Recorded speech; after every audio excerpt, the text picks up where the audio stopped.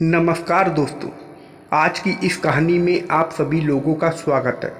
मेरा नाम दीपक है और मैं 22 साल का नौजवान हूँ। आज सुबह जब मैं सो के उठा तो एक कॉल आता है जिसमें बताया कि आपके फूफा जी का एक्सीडेंट होने की वजह से वह अब इस दुनिया में नहीं रहे। यह खबर सुनकर हम लोग सन्न रह जाते हैं और जल्दी जल्दी से मैं, मम्मी, पापा तीनों लोग बुआ के यहाँ पहुँचते हैं जो कि इलाहाबाद में रहती हैं। जैसे ही हम लोग बुआ के यहाँ पहुँचते हैं उनका रो रो कर बुरा हाल हो रखा था। हमारे पापा ने बुआ जी को बहुत समझाया लेकिन बुआ जी का बुरा हाल था क्योंकि अब उनके पति इस दुनिया में नहीं रहे थे और वह एक विधवा हो चुकी थी। बुआ हमारी अभी तकरीबन 32 साल की रही होंगी और अभी उनको कोई संतान भी नहीं थी। ऐसे होते होते 2-3 दिन बीत जाते हैं। मेरे मम्मी पापा मुझे बुआ के यहाँ ही छोड़कर आते हैं और कहते हैं कि बुआ का अच्छे से ख्याल रखना। मैं भी वहाँ बिना किसी संकोच के रुक जाता हूँ। एक दिन की बात है, बुआ जी मुझे बुलाते हैं और बोलते हैं मेरे सर में बहुत दर्द हो रहा है, थोड़ा सा बाम लगा दोगे क्या? मैंने कहा ठीक है, मैं बाम लगा देता हूँ और मैं बाम लाया और बुआ जी के सर पर लगाने लगा। बुआ जी ने मेरा हाथ पकड़ लिया। मैं कुछ समझ नहीं पाया था। बुआ ने बाम लगवाया और फिर मेरी ही गोद में सो गई थी। वैसे मेरी बुआ दिखने में बहुत ही खूबसूरत और एकदम रानी की तरह है, पर अब वह एक विधवा हो गई थी, इसलिए उनके चेहरे पर वह खुशी और वह मुस्कान जिसकी वजह से वह इतनी सुंदर राजकुमारी की तरह लगती थी, अब वह धूमिल होती नज़र आती है। एक दिन बुआ ने मुझे बोला कि मेरे घुटनों में बहुत दर्द है, क्या घुटनों की मालिश कर दोगे क्या तेल से? मेरे मन में कोई खोट नहीं थी और मैंने बुआ से कहा ठीक है, मैं कर दूंगा। और मैं सरसों का तेल लिया और बुआ के घुटनों की मालिश करने लगा। बुआ की मालिश कर ही रहा था, तभी बुआ अचानक उठती हैं और मेरे हाथों को ज़ोर से पकड़ लेती हैं, पकड़ के मेरे गले लग जाती हैं। मैं यह सोच नहीं पा रहा था कि ऐसा बुआ ने क्यों किया।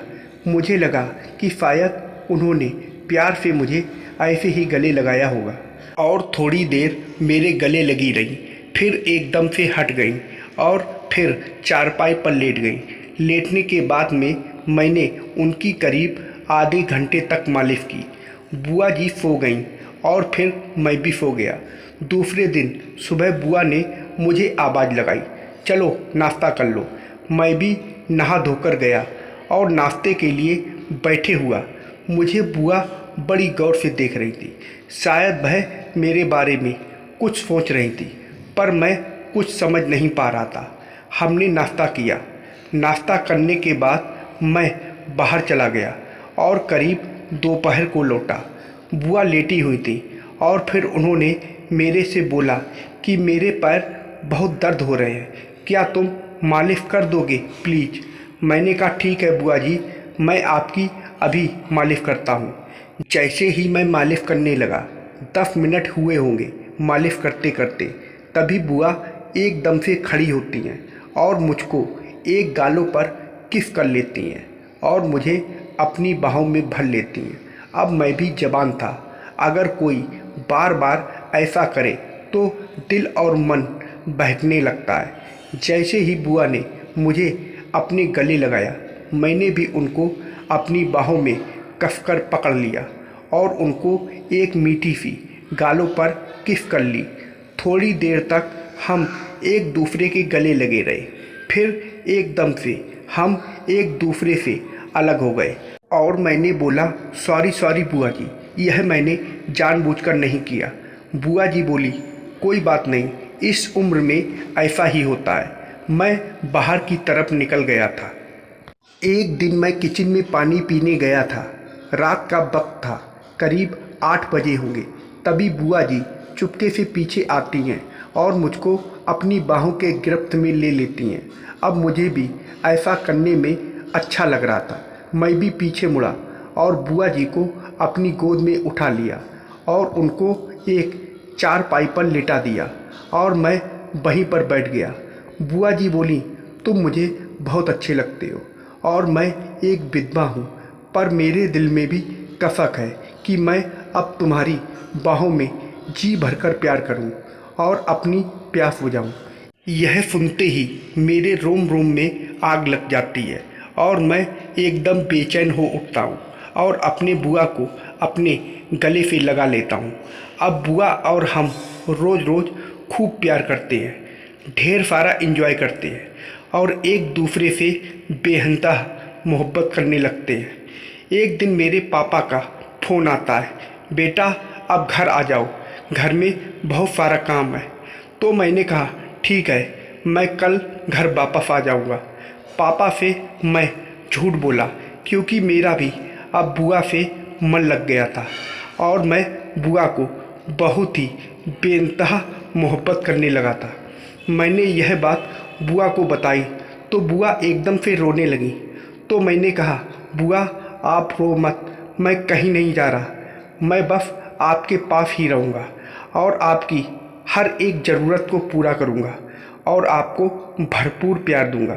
जब मैं घर नहीं जाता तो घर से पापा आ जाते हैं। पापा को देखकर मैं चौंक जाता हूँ। चौंक इसलिए जाता हूँ कि अब जब मेरे पापा आए तो मैं और बुआ एक दूसरे के गले लगकर प्यार करने में लगे थे। जब पापा ने मुझे इस हाल में देखा तो उनके पैरों तले ज़मीन निकल गई और वह ज़ोर से चिल्लाने लगे। बुआ जी ने पापा से कहा, चिल्लाइए मत, चिल्लाइए मत, इसमें कोई गलत बात तो नहीं है, मैं इसको पसंद करती हूँ और अपने आगे का जीवन मैं अब इसी के साथ बिताऊंगी। पापा ने कहा, ऐसा कभी नहीं हो सकता। मैंने भी पापा से कहा, पापा अब बुआ के साथ ही ज़िंदगी गुजार लूँगा। बुआ मेरी चचेरी बुआ लगती हैं, इसलिए मैं भी उनसे शादी करना चाहता था और पापा से बात करने में भी शर्म नहीं की। पापा गुस्सा होकर घर वापस आ जाते हैं और मेरी मम्मी को सारी बात बताते।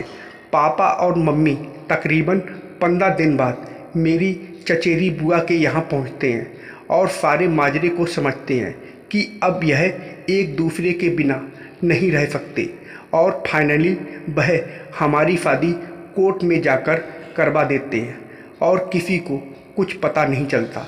जब मैं सुहाग रात में अपनी बुआ के पास जाता हूँ तो वह मुझे कहती हैं, आप मुझे बुआ मत बोलो, अब मैं तुम्हारी पत्नी बन चुकी हूँ। तो मैं भी अपनी मुंडी को फरमाते हुए हिलाया और सुहाग रात के दिन बेड में जंप कर गया और ज़बरदस्त सुहाग रात मनाई, ज़बरदस्त प्यार किया और मेरी बुआ जी बहुत ही खुश है और पहले की तरह वह रानी की तरह लगने लगे हैं और बहुत ही सुंदर लगने लगी। लेकिन जब यह बात पड़ोस वालों को पता चली कि बुआ ने मेरे से शादी कर ली तो पड़ोस वालों ने बहुत ही बुरा भला कहा और सुनाया और ताने मारे। लेकिन मेरी बुआ ने किसी को कोई जवाब नहीं दिया क्योंकि बुआ को जो चाहिए था वह मिल गया था। और कुछ दिन बाद मामला पूरा ठंडा हो गया और हम एक दूसरे के जीवन साथी बन गए।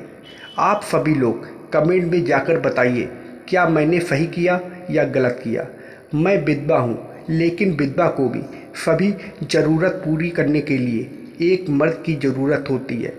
आप मेरी इस बात से संतुष्ट हैं तो प्लीज़ कमेंट ज़रूर करें। यह कहानी मनोरंजन मात्र के लिए बनाई गई है। इस कहानी का जीवन मृत आदमी से कोई संबंध नहीं है।